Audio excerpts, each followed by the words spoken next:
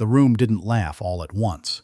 It started with one person, a man in the third row, gray blazer, the kind of guy who laughs first so other people know it's allowed. And then the rest of them followed because that's what rooms do when someone with authority sets the tone. Kezia Drummond didn't flinch. She sat in the back of that conference room at Halcourt Defense Systems with her hands folded on the table and her face completely still, and she let them finish. Have you ever watched a room full of grown adults decide someone doesn't belong before that person has said a single word? Not because of what she did, not because of what she said, just because of how she looked sitting there. Young, black, female, in a room where every person who had ever held power looked nothing like her. That's what happened on a Tuesday morning in March, in a glass-walled conference room on the 14th floor of a building in Arlington, Virginia. And that's where this story starts. Kezia had driven up from Fort Bragg the night before. She'd done the math, 4 hours of sleep, a $6 coffee from a gas station off I-95, and a blazer she'd ironed in the bathroom of a Hampton Inn at 11 p.m. She was 26 years old. She had served 2 tours in Afghanistan as part of a signals intelligence unit. She had been cited twice for field decisions that, according to her commanding officer's written report, demonstrated analytical capacity beyond her rank and training. She had spent the last 8 months at a defense contractor in Fayetteville doing work she couldn't describe at dinner parties, which meant she almost never went to dinner parties. She had also, 6 weeks earlier, submitted a technical brief to Halcourt's Open Innovation Challenge, a competition the company ran every year for external defense analysts, engineers, and contractors. The challenge that year was a specific one. Find the flaw in Halcourt's next-generation autonomous targeting protocol, a protocol they had been developing for 4 years. A protocol that, according to their own internal documentation, had passed every simulation they'd run. Kezia had found the flaw in 11 days. Not a small one, not an edge case anomaly, a fundamental logical error in the decision tree architecture, the kind of error that wouldn't show up in controlled simulations, because the simulations themselves had been designed with the same flawed assumption baked in. You can't find a mistake if your tests were built around that mistake being correct. She had written it up in 14 pages. She had checked it 3 times. She had sent it in. And they had invited her to present. What she didn't know, what nobody had thought to tell her, was that the invitation had been sent before anyone on the review panel had looked closely at her name. Kezia Drummond, before they'd pulled her contractor file and seen her photograph. Before the panel chair, a man named Clifford Ames had apparently said, in a meeting she was not present for, that he wasn't sure someone with her background had the technical foundation to have actually produced what she claimed to produce. She didn't know any of that yet. She found out later from a woman named Priya, a junior analyst at Halcourt, who had been in that internal meeting and who would, 3 months down the line, send Kezia a message on LinkedIn that began with the words, "I owe you an apology on behalf of people who will never apologize themselves." But that was later.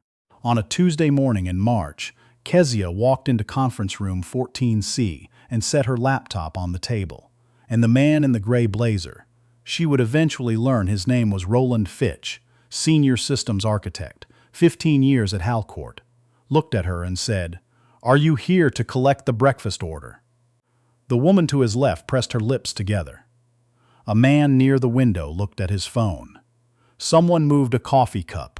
Kezia said, "No, I'm the presenter," and she sat down.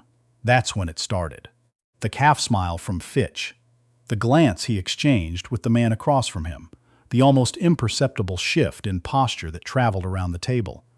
People leaning back, settling in for something they had already decided wasn't worth leaning forward for. Clifford Ames came in last. He was tall, 60-something, the kind of man who fills a doorframe without meaning to. He looked at Kezia, and then at the room, and then back at Kezia. Miss Drummond," he said. "Mr. Ames," she said. He sat at the head of the table and opened a folder and said, "We've reviewed your submission. We have some questions about the methodology. Not congratulations on an interesting submission, not thank you for your work. Questions about the methodology," before she'd said a word. "Of course," Kezia said. Ames folded his hands. "The error you've identified, if it were real, would have been caught in Phase 3 simulation. Our team ran 47 iterations. 47 iterations using a baseline scenario that contained the same assumption my brief identifies as flawed," Kezia said. "If the error is in the foundation, it doesn't matter how many times you test the structure. You're testing for the wrong thing." Fitch made a noise, not quite a laugh. The kind of sound a person makes when they want to signal to the room that they're not impressed without technically saying so. Ames said, "That's a significant claim." "Yes," Kezia said. "It is. You're 26. The room went quiet in a specific way. Not empty quiet. Full quiet. The kind where everyone is waiting to see what happens next, and nobody wants to be the one who makes it worse. Kezia looked at him. "I am," she said. "Is that relevant?" Nobody answered. The question just stayed there in the air. She opened her laptop. "Page 4 of the brief," she said. "The targeting protocol uses a conditional lock sequence with 3 parameters. Parameter A is distance. Parameter B is velocity. Parameter C is what your team calls environmental signature, basically a combination of heat, sound, and electromagnetic output." She pulled up the diagram. "The flaw is in how parameter C is weighted when A and B are both within threshold. Your protocol says, if A and B meet target criteria and C is above baseline, execute. But baseline for C was calculated using a training dataset that excluded urban electromagnetic interference." Silence. "Meaning," she continued, "that in a dense urban environment, which is, according to your own 2023 deployment projections, the most likely operational context for this system, parameter C will almost always read above baseline. Not because a target is present, because the environment is. The protocol can't tell the difference," Fitch said. I have the training dataset documentation," Kezia said. "I submitted a FOIA request for the original calibration specs 6 weeks ago. They came back last Wednesday." She pulled up the second document. "The exclusion is on page 12 of the calibration report. It's not hidden. It's just nobody went back to check whether the exclusion was still valid for the deployment context. The room had changed. She could feel it. Not dramatically. Nobody stood up. Nobody said anything. Nobody changed their expression all at once. But the air was different. The people who had been leaning back were not leaning back anymore." Ames was staring at the screen. Fitch had stopped making sounds. The woman who had pressed her lips together earlier was now writing something down. "Run it again," Ames said quietly. "Run what again?" Kezia asked. "The simulation, with your correction applied." He looked at her. "Can you do that here?" "I already did," she said. "Slide 9. She clicked forward. The simulation ran on the screen, a dense environment scenario, the kind of urban grid that looked like an abstract painting, but represented about 4 square miles of operational territory. With the original protocol, the system flagged 31 targets. With Kezia's correction applied, with the baseline recalibrated to account for urban electromagnetic noise, it flagged 9. 22 false positives, she said, in one scenario. And that's the conservative model. Nobody said anything for a long time. Then Fitch, Roland Fitch, gray blazer, 15 years at Halcourt, the man who had asked her if she was there for the breakfast order, said, "Where did you do your graduate work?" Kezia looked at him. "I didn't," she said. "I have a bachelor's degree in electrical engineering from North Carolina A&T. Then I enlisted." The silence that followed was a different kind of silence than the one before. This one had more weight in it, more embarrassment, the specific discomfort of people who had made assumptions that had just been made visible. Here is what I want you to understand about Kezia before we go any further. She was not a prodigy in the way that word usually gets used, implying something effortless, something that fell from the sky, something that has nothing to do with work. What Kezia had was work. Relentless, unglamorous, years-long work. Her mother, Dolores Drummond, had been a telecommunications technician for 31 years. She had spent her career maintaining infrastructure that other people designed, and she had spent Kezia's childhood explaining to her daughter, with patience and with specificity, exactly how things worked and exactly why they broke.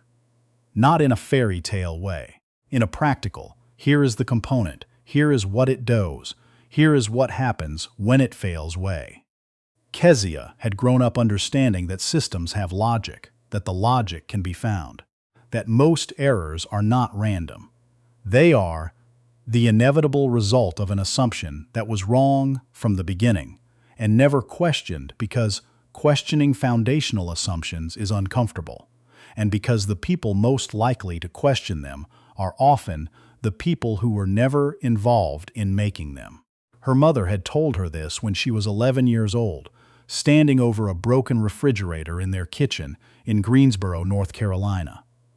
Most things fail, Dolores said, because somewhere someone assumed it would always work the way it worked the first time. Your job is to find where that assumption lives. Kezia had never forgotten it. She'd taken it with her to North Carolina A&T, where she graduated third in her class. She'd taken it with her to Fort Bragg, where she'd applied it to signals intelligence work in ways that made her supervisors occasionally uncomfortable, because she had a tendency to find the thing that wasn't supposed to be findable. She'd taken it with her to Fayetteville, and to the 11 days she'd spent working through Halcourt's targeting protocol with her mother's voice in the back of her head asking, where does the assumption live? She found it on day 9, spent 2 more days making sure. After the presentation, Ames asked her to stay. The room cleared slowly, people gathering laptops and coffee cups, not quite making eye contact with her on the way out. Fitch left without speaking. The woman who had been writing things down stopped at the door and looked back at Kezia for a moment, then left. When it was just Ames and Kezia, and the diagram still on the screen, Ames said, "How long have you been a contractor?" 8 months, she said. Before that, Fort Bragg. Yes. He nodded slowly. Your submission came in through the open challenge portal. Yes. Most of the submissions we get through that portal are from research institutions, university labs, defense consultancies. He paused. We don't often see this level of work from an independent submission. Kezia said, "Is that what this is?" He looked at her. Because the way I understood the challenge, she said, it was open. Any external analyst, any background, you wanted the flaw found, I found it. She paused. Whether it came from a university lab or a hotel room in Fayetteville shouldn't change what's on page 4. Ames said nothing for a moment. Then he said, "No, it shouldn't." He picked up the folder. He looked at the simulation on the screen one more time, and then he said, "We'll be in touch." It was not an apology, but it wasn't supposed to be. 3 weeks later, Halcourt issued a formal protocol suspension on the targeting system pending recalibration. The internal notice didn't name Kezia. It cited external review findings and updated baseline parameters. It was the kind of language that gets used when an institution needs to fix something, but isn't ready to say out loud who found it. A month after that, Kezia received a contract offer from Halcourt's advanced systems team. Not junior, not provisional, a senior analyst position, with a clearance upgrade and a salary that made her sit down on the edge of her bed in Fayetteville and look at the number for a long time. She called her mother. "They offered you the job," Dolores said. "It wasn't a question." "Yeah. After they made you sit in that room." "Yeah." Dolores was quiet for a moment. "Are you going to take it?" Kezia looked at the number again. "I think so," she said, "but I'm going to negotiate." Her mother laughed, a short, bright sound. "Of course you are," she said. Priya's message came 93 days after the presentation. It arrived on a Thursday afternoon while Kezia was sitting in what was now her office on the 14th floor of the Halcourt building in Arlington. going over calibration specs for the revised system. "I was in the internal meeting before your presentation," the message said. "The one where Clifford said he wasn't sure you could have produced the brief yourself." I didn't say anything. "I've been thinking about that for 3 months. I'm saucy I didn't say anything." Kezia read it twice. She typed back, "I appreciate you saying this." Then she thought about it for a minute, and she typed, "What made you finally send it?" Priya wrote back almost immediately, "Because I watched you walk into that room, and I watched what they did before you said a single word, and I watched you not flinch. And I thought, if she cannot flinch after that, the least I can do is tell the truth after the fact." Kezia set her phone face down on the desk. Outside the window, Arlington looked the way it always looked in the afternoon. Flat light, gray-green, the kind of city that has never quite decided how it feels about itself.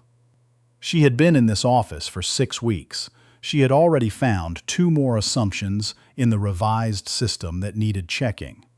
She thought about her mother standing over a broken refrigerator in Greensboro, explaining the thing about assumptions. She thought about the man in the gray blazer.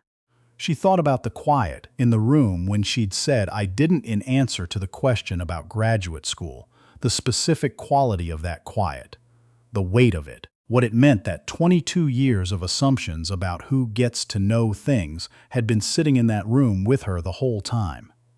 She thought about the 22 false positives on slide 9.